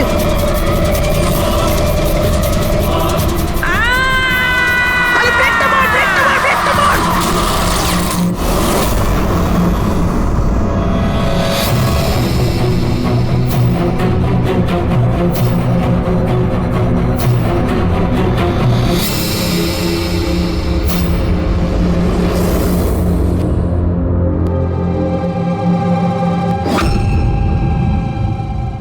হোটেল থেকে এয়ারপোর্ট পৌঁছতে কমপক্ষে 2 ঘন্টা লাগে। ভেবে পাচ্ছি না এই তিনজনের 7 ঘন্টা কিভাবে লাগলো। আর স্যার এই ফুটেজগুলো নিয়ে কিছু করা হয়েছে। এই একটু পিছনে নাও তো পঙ্কজ, আর একটু পিছনে নাও যেখানে ডিসি চক ছিল। হ্যাঁ স্টপ, এখান থেকে চালাও। আর এটা পরের ফ্রেমে উধাও। এই ফুটেজ এডিট করা হয়েছে স্যার, এডিট করা হয়েছে। পুলমি ব্রিজের দিকে যাওয়ার রাস্তার সমস্ত সিসিটিভি ফুটেজ তো আমরা চেক করেছি, নীলমের কার তো কোথাও দেখতেই পাইনি। আর যদি নীলম এই রাস্তা দিয়ে না যায় তাহলে ওর গাড়ি ওখানে ওই পুলমি ব্রিজের নিচে কি করে গেল? স্যার মনে হচ্ছে নীলামের সঙ্গে ওখানেই কিছু হয়েছিল, যেখান থেকে ফুটেজে গাড়িটা উধাও হয়েছে। পুলিশের রিপোর্ট অনুযায়ী নীলামের অ্যাক্সিডেন্ট হয়েছিল 25 তারিখ সকালে 4টে থেকে 5টার মধ্যে, মানে অ্যাক্সিডেন্টটা 24 তারিখ রাত্রে হয়েছিল। যে ট্রাফিক পুলিশ ওই সময় ডিউটিতে ছিল আর সার্ভিলেন্স কপস ডিউটিতে ছিল, ওদের সাথে কথা বলতে হবে। Hello, what? এখন কোথায়? ওকে, ঠিক আছে, আমরা আসছি। স্যার এই সিদ্ধার্থ আর রেড গাড়ির অ্যাক্সিডেন্ট হয়েছে। কি? ওরা এখন ব্লু হেলথ। ঠিক হয়ে যাবে। দেখুন, জানি না, আমরা আমাদের তরফে সম্পূর্ণ চেষ্টা করেছি, কিন্তু এখন পেশেন্টকে বাঁচানো খুব মুশকিল। কি হলো? কিভাবে অ্যাক্সিডেন্ট হলো? কি করে মানে? এই সব নীলমের জন্যই হয়েছে, এইসব নীলম করেছে। এটা আপনি কি করে জানলেন? আমি ফোনে শুনেছিলাম, রে সিদ্ধার্থকে বলল যে সামনে রাস্তায় নীলম দাঁড়িয়ে আছে। নীলম, সিদ্ধার্থ সামনে নীলম দাঁড়িয়ে আছে। ওরা দুজনেই খুব ভয় পেয়ে গেছিল। পুরবি তুমি নীলামের কাছেই ছিলে তো? স্যার, স্যার নীলম হসপিটালেই ছিল, ওর বাইরে যাওয়ার প্রশ্নই ওঠে না। আপনাকে এই অ্যাক্সিডেন্টের খবর কে দিয়েছে? 12:30টার সময় কারো ফোন এসেছিল, কিন্তু ফোনেতে নিজের নামটাও বলেনি। আমরা যখন অ্যাক্সিডেন্ট স্পটে পৌঁছলাম, কারটা তখন পাল্টি মেরে রাস্তার নিচে পড়েছিল। ভেতরে সিদ্ধার্থ রক্তে মাখামাখি হয়েছিল, আর রের শরীরটাও জানলা দিয়ে অর্ধেক ঝুলেছিল। এক কাজ করি, সিদ্ধার্থ আর রে দুজনের মেডিকেল রিপোর্ট আর ওই গাড়িটাকে নিয়ে ফরেন্সিক ল্যাবে পাঠিয়ে দাও। এখানে সব জায়গায় পুলিশ প্রহরা আছে স্যার, সব বন্দোবস্ত হয়ে গেছে স্যার। Very good. আর আশপাশের সমস্ত রাস্তায় ব্যারিকেড লাগিয়ে দাও, ঠিক আছে? কেউ যেন আসতে যেতে না পারে। Over and out. একটা গাড়িও যেন এদিক দিয়ে না যেতে পারে। হ্যাঁ স্যার। যারা হেঁটে হেঁটে যাবে তাদের বলে দাও অন্য রাস্তা দিয়ে যেতে। কাল সকালবেলা এখান দিয়ে ভিআইপির একটা বড় কনভয় যাবে, আর ভেতর থেকে আমরা খবর পেয়েছি যে ওই কনভয়ের মধ্যে একটা গন্ডগোল হতে চলেছে। কারোর ওপর যদি একটু সন্দেহ হয় সঙ্গে সঙ্গে আমাকে জানাবে। সব সিসিটিভি ক্যামেরা জাজ হয়ে গেছে, সব ঠিকঠাক কাজ করছে। গুড।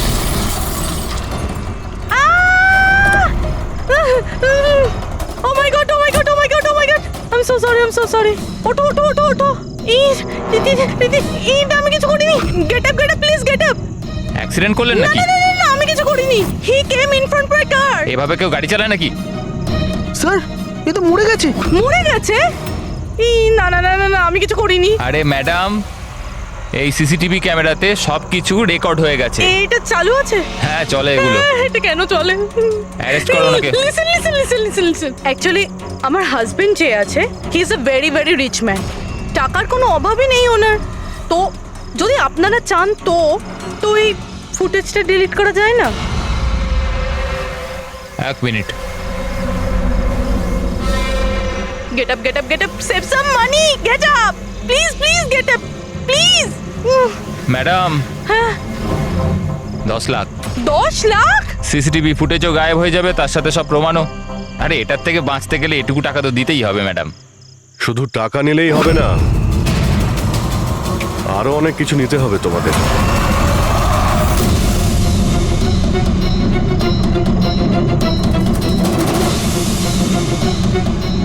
স্যার তোমরা জানো তোমাদের ডিউটি আজকে এখানে কেন ছিল?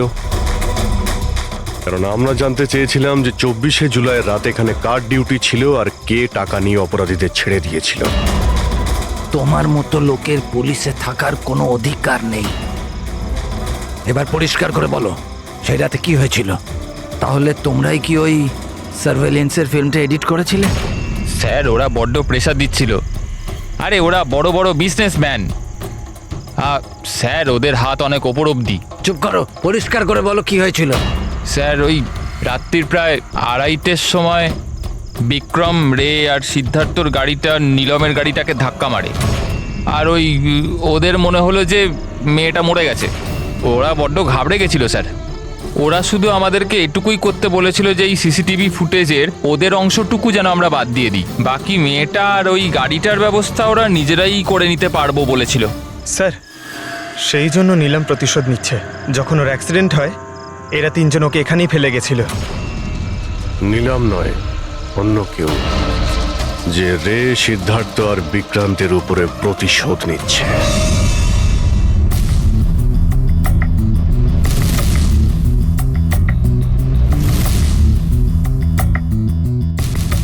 অভিজিৎ, নীলমের শরীর থেকে তার বাইরে যাওয়া পসিবল নয়।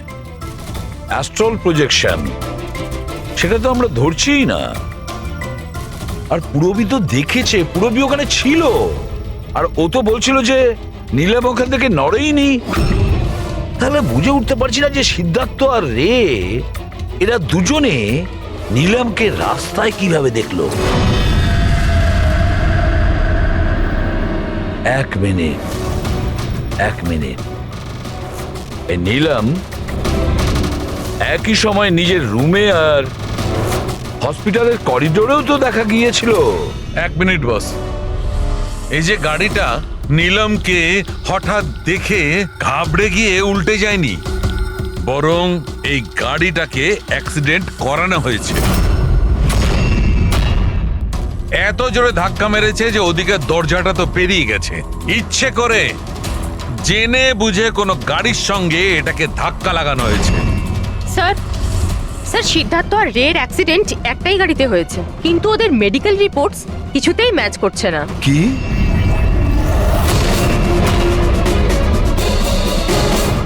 হ্যাঁ বস,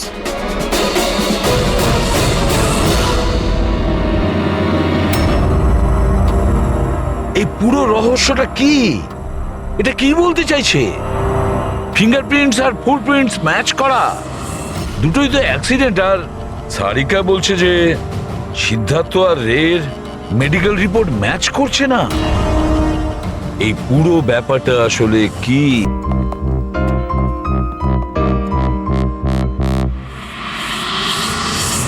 যে বিক্রমকে খুন করেছে আর সিদ্ধার্থ আর রের এই অবস্থা করেছে, এই সব কাজ নীলমের নয়, অন্য কারোর।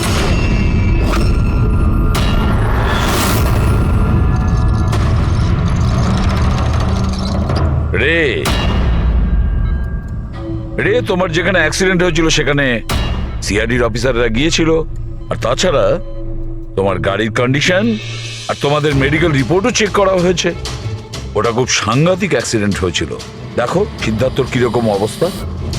কিন্তু একটা জিনিস দেখে ভালো লাগছে, এত বড় অ্যাক্সিডেন্ট, এত সাংঘাতিক অ্যাক্সিডেন্ট যেখানে সিদ্ধার্থর এরকম অবস্থা, সেখানে তোমার তো শুধু এত সামান্য আঘাতটা লেগেছে কিভাবে? আচ্ছা, এই অ্যাক্সিডেন্টটা হলো কিভাবে?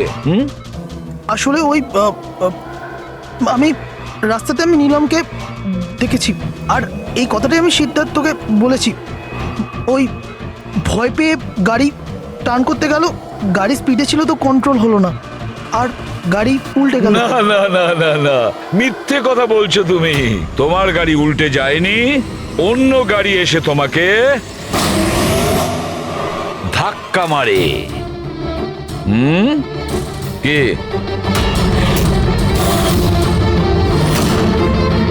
হ্যাঁ স্যার, সিদ্ধার্থকে মারার প্ল্যান আমিই করেছিলাম, আর এতে ভূমি আমাকে সাহায্য করেছিল।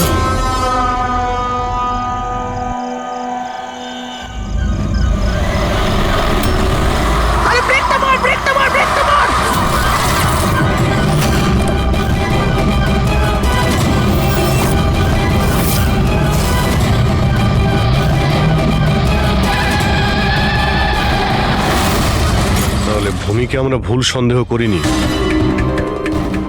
আর নিলামের হলোগ্রাম ওটাও তুমি বানিয়েছিলে, তাই তো? নিলাম একই সময় নিজের রুমে আর হসপিটালের করিডোরেও তো দেখা গিয়েছিল। এটা শুধু একটা কারণেই ঘটতে পারে, শুধু একটা কারণে। 3D হলোগ্রাম মানে নিলাম ছিল না, নিলামের ফটো ছিল। হ্যাঁ স্যার, ওই হলোগ্রাম আমি বানিয়েছিলাম, কিন্তু নীলমকে এই অবস্থায় পৌঁছানোর দায়ী আমি নই স্যার।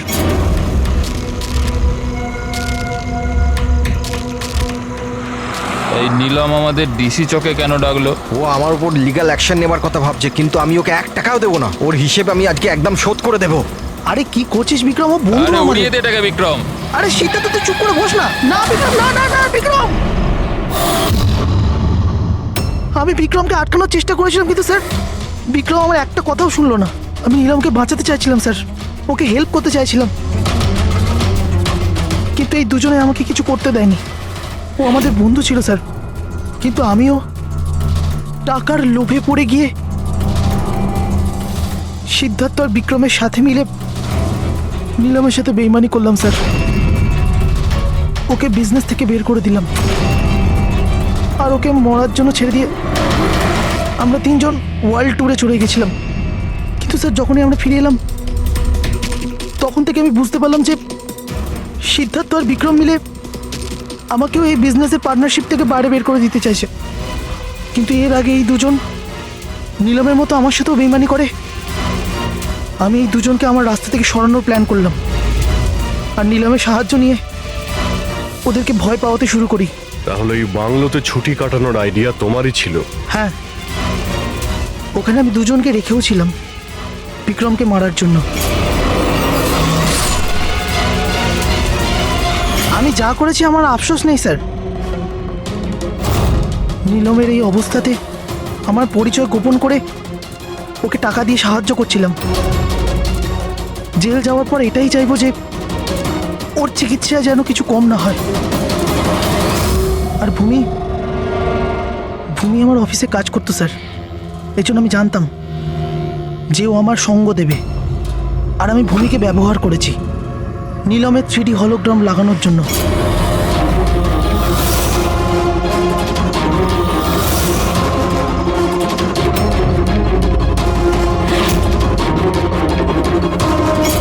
তুমি আর ভূমি যা করেছো সেটা অন্যায়। আইন তোমাদের কোনোদিন ক্ষমা করবে না, কঠোরতম শাস্তি হবে তোমাদের।